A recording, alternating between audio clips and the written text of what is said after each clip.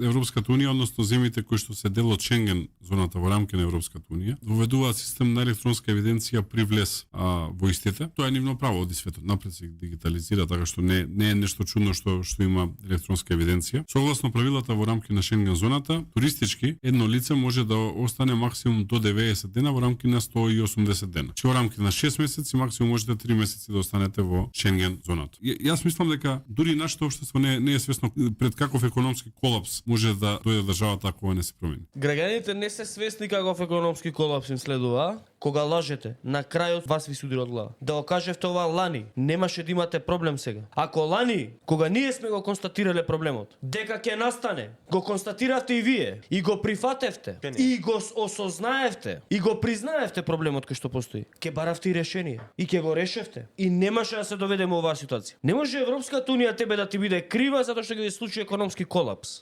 Ти продаваш на тој пазар. Тој пазар има своји услови. Ако сакаш да продаваш на тој пазар, треба да се адаптираш на тие услови. Не може тој пазар кај што сакаш ти да продаваш да се адаптира на твоите. Не може Европската унија тебе да ти ги реши проблемите. Не се заангажирала Европската унија да издаде решение. Ти си тој што треба да издаде решение за да работи на пазарот на Европската унија. Не Европската унија. Самиот подпредседател на влада за транспорт и врски вика економски колапс. Не сте свесни каков економски колапс следи? Ајде бе. Не. Свесни сме. Вие пробувавте да не лажете дека не е така. Сега признавате.